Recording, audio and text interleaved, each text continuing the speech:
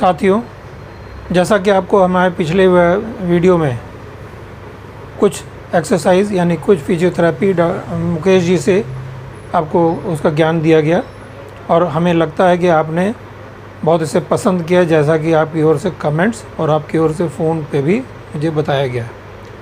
उम्मीद करते हैं आज का इसी श्रृंखला में इसका पार्ट 2 आपको हम दिखाने जा रहे हैं, जो कि फिर मुकेश जी आपकी सेवा में प्रस्तुत हो रहे हैं।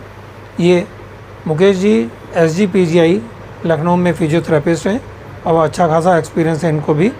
तो आइए देखते हैं और आप इसका भी ज्ञान लीजिए। आगे की जो एक्सरसाइज अभी नहीं बताई गई थी उसका भी ध्यान दीजिए। और ये ऐसी एक्सरसाइजेज हैं जो कि आपका छोटा बच्चा, टीनेजर, थोड़ा बड़ी उम्र के भी सभी बच्चे, सभी हीमोफिलिक मरीज़ इसे आराम से घर बैठे कर सकते हैं। और इन एक्सरसाइज में विशेषता है कि आपको किसी उपकरण की घर में लाने की ज़रूरत नहीं है। बगैर उपकरणों के आप इसको फ़ायदा उठा सकते हैं, अपने घर में यूज़ कर सकते हैं और कहीं जाने की इसमें ज़रूरत नहीं पड़ेगी। अगर ये एक्सरसाइज आप अपने हीमोफिलिक्स को कराएंगे, रेगुलर कराएंगे, तो मुझे पूरा विश्वास है कि वो अपने विकलांगता से दूर रहेंगे, उनको बिल्कुल सामान्य अवस्था में रह पाएंगे, सारी एक्टिविटी कर पाएंगे। तो आइए देखते हैं अपने फिजियोथेरेपी के इस वीडियो में अपना पार्ट 2, और उम्मीद करते हैं आपको ये पसंद आएगा। आप अपने कमेंट ज़रूर लिखिएगा, मैं आभारी रहूँगा आपके कमेंट्स का। धन्यवाद। आपका विनय मनचंदा, हीमोफिलिया सोसाइटी लखनऊ का सचिव। धन्यवाद। नमस्कार, मैं मुकेश कुमार, हीमोफिलिया सोसाइटी लखनऊ की तरफ से आप सभी का स्वागत करता हूं। मुझे आशा ही नहीं पूर्ण विश्वास है कि इस चैनल को देख करके आप अपने घर पर एक्सरसाइज कर रहे होंगे और उसका पूर्णतः पालन करेंगे। मैं कंसल्टेंट फिजियोथेरेपिस्ट SGPGI लखनऊ आपसे ये आग्रह करता हूं कि आप इस चैनल के माध्यम से होने वाले एक्सरसाइज को घर पर करें, इसे सब्सक्राइब करें और देखें और अपने सुझाव भी दें। आपके सुझाव की हमें आकांक्षा रहेगी। धन्यवाद।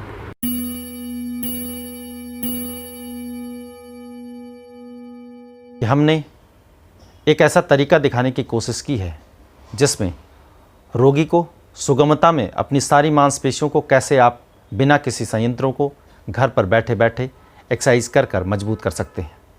इसी क्रम में हम कुछ और एक्सरसाइज आपको बता रहे हैं, जिसमें हमारा पहला उद्देश्य घुटने में रक्तस्राव होने के कारण जोड़ जाम होने की जो समस्या होती है उसे कैसे दूर किया जा सकता है। उसके लिए सर्वप्रथम पेट के बल लेट जाएं, जो आप इस वीडियो में देख रहे होंगे।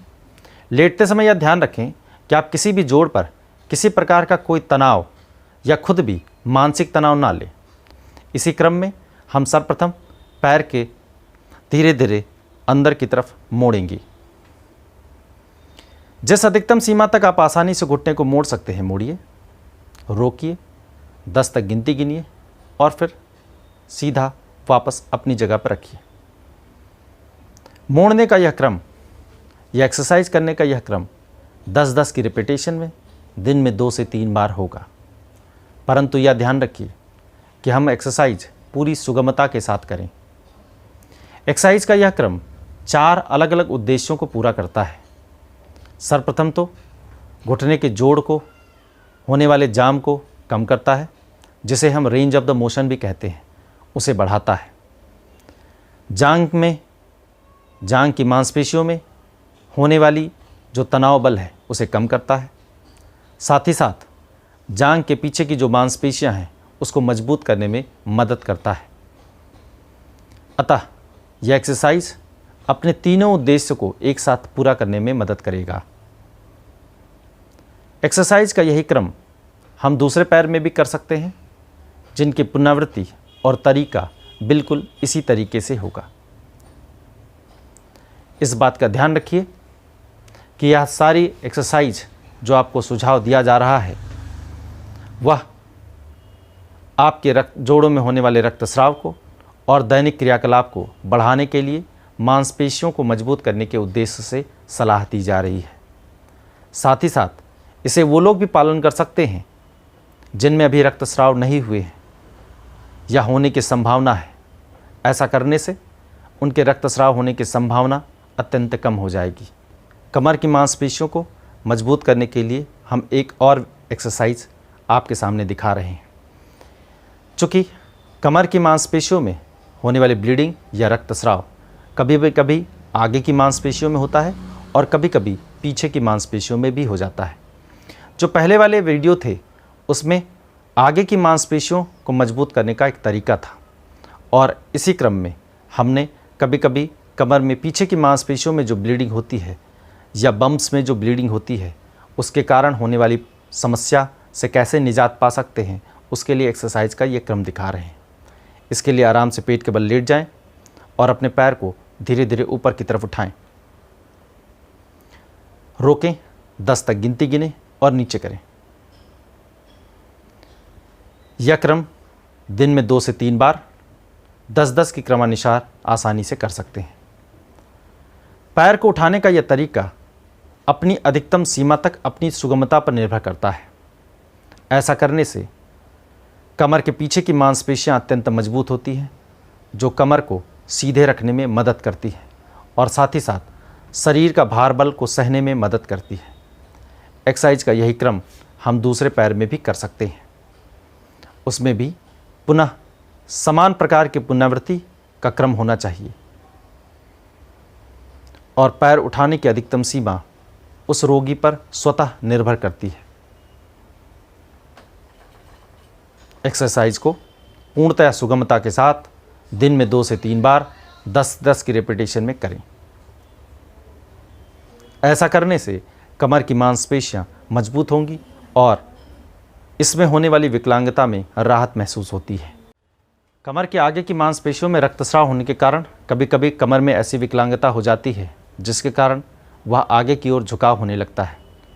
इसके लिए हमें जांघ की मांसपेशियों के तनाव बल को कम करना अत्यंत आवश्यक है और साथ ही साथ कमर की मांसपेशियों को मजबूत करना अत्यंत आवश्यक है।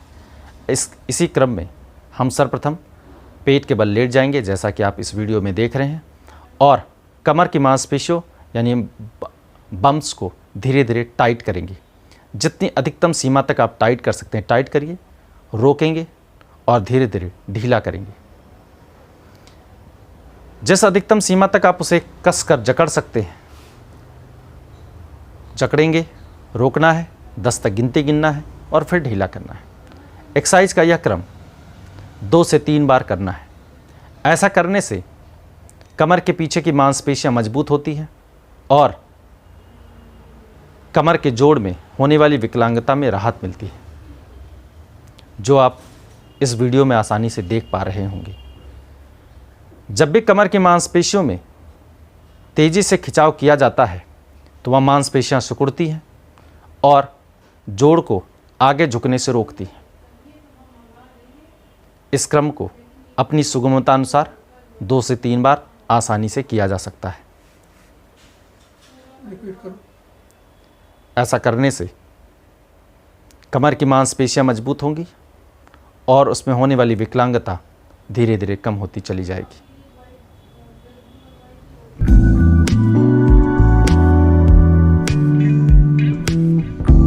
घुटने की मांसपेशियों को और मजबूत करने के लिए हमें जांघों की मांसपेशियों को मजबूत करना बहुत ज़रूरी है और हमें इस बात का पता होना चाहिए कि उसके लिए प्रतिकर्षण बल यानी रेसिस्टेंट फोर्स की आवश्यकता होती है। हमारा गुरुत्वाकर्षण बल ही हमारा सबसे अच्छा प्रतिकर्षण बल है, जिसमें किसी प्रकार के संयंत्र की आवश्यकता नहीं होगी। अतः हम आपको रेसिस्टेंट फोर्स अर्थात प्रतिकर्षण बल में कैसे हम घुटने की मांसपेशियों को और मजबूत कर सकते हैं, इसके लिए एक्सरसाइज का यह क्रम दिखा रहे हैं। इसमें सर्वप्रथम आप एक कुर्सी पर बैठ जाएं। कुर्सी की ऊंचाई कितनी होनी चाहिए और किस ढंग से बैठें उस बात का ध्यान रखना चाहिए कि हमें जिस जोड़ का एक्सरसाइज करनी है उसके अलावा बाकी किसी जोड़ पर कोई भी तनाव ना पड़े।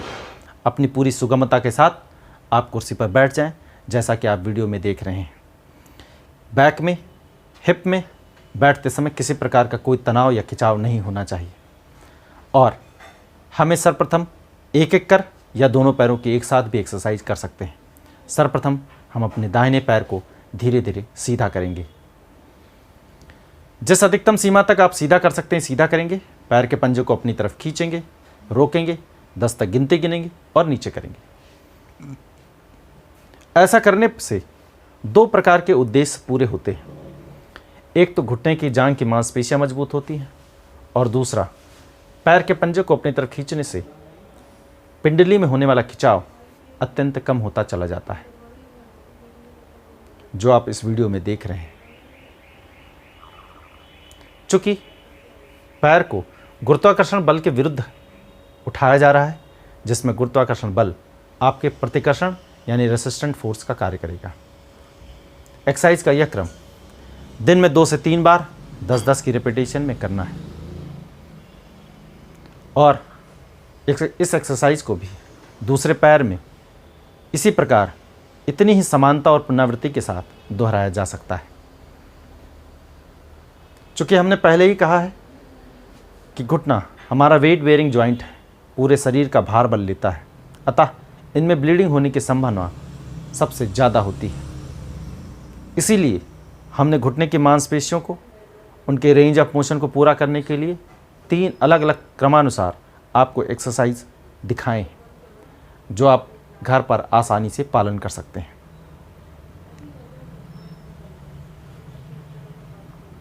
इसमें इस बात का ध्यान रखिए कि जिस अधिकतम सीमा तक सुगमता के साथ आप एक्सरसाइज कर पाएँ उसे आप करिए।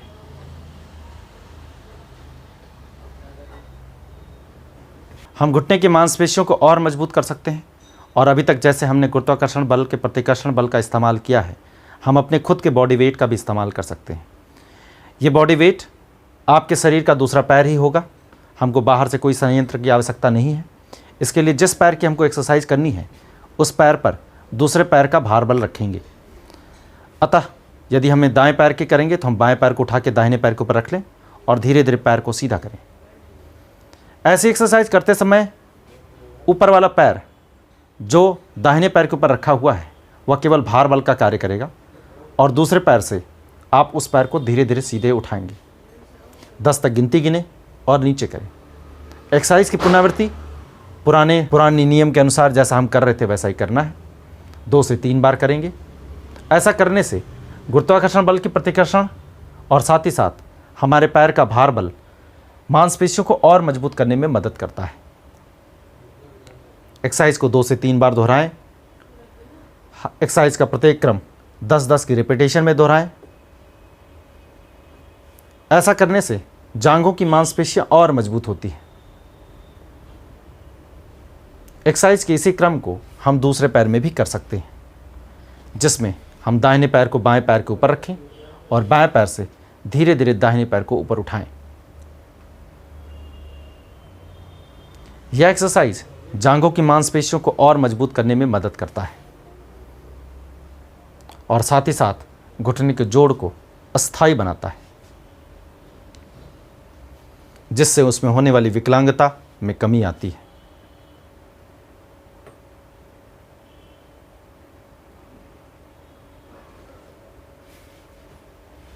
पिंडली की मांसपेशियों को और उसके तनाव बल को कम करने के लिए हम एक विशेष प्रकार की एक्सरसाइज और कर सकते हैं, जो आसानी से घर पर सुगमता के साथ किया जा सकता है। उसके लिए सर्वप्रथम, जैसा कि सामने वीडियो में देख रहे हैं, कुर्सी पर बैठ जाएं और इस बात का ध्यान रखें कि जिस जोड़ की आपको एक्सरसाइज करनी है उसके अलावा किसी जोड़ पर किसी प्रकार का कोई तनाव ना हो। पैर के पंजे को धीरे धीरे पीछे की ओर खींचें। पैर के पंजे को पीछे खींचते समय यह ध्यान रखिए कि एड़ी हवा में नहीं उठनी चाहिए। जिस अधिकतम सीमा तक आप ले जा सकें लें और वापस धीरे धीरे आगे की तरफ ले जाएं। ऐसा करने से आप 2 प्रकार के जोड़ों में गति देख रहे होंगे, एक घुटने पर और दूसरा एड़ी पर। यह घुटने की रेंज ऑफ मोशन को बढ़ाने में मदद करता है, साथ ही साथ पिंडली की मांसपेशियों को कम करने में मदद करता है। इस एक्सरसाइज को भी आप आसानी से घर पर कर सकते हैं, जिसमें किसी प्रकार के संयंत्र की आवश्यकता नहीं है। एक्सरसाइज का यही क्रम आप दूसरे पैरों में भी कर सकते हैं। प्रक्रिया और पुनरावृत्ति 10-10 की दिन में 2 से 3 बार होगी। इस बात का ध्यान रखें कि एक्सरसाइज पूरी सुगमता के साथ किया जाए और उसमें किसी प्रकार का मानसिक या शारीरिक तनाव ना हो। यह एक्सरसाइज आपकी पिंडलियों में होने वाले रक्तस्राव को कम करता है और साथ ही साथ पिंडली की मांसपेशियों को मजबूत करने में मदद करता है। इसके अलावा एड़ी के रेंज ऑफ मोशन को बढ़ाने में भी मदद करता है। साथियों, आपने फिजियोथेरेपी पर हमारा दूसरा पार्ट 2 इस श्रृंखला को देखा और मैं महसूस कर रहा हूँ कि अभी भी इसका एक पार्ट 3 भी होना चाहिए। अतः हम वादा करते हैं आपको जल्दी ही पार्ट 3 भी प्रस्तुत करेंगे, जो कि आपको पूरी एक्सरसाइजों से आपको अवगत कराएगा और आपको फ़ायदा देगा। तो आप पार्ट 3 भी हमारा ज़रूर देखें और अपने कमेंट करें और पसंद आए तो सब्सक्राइब ज़रूर करें। धन्यवाद।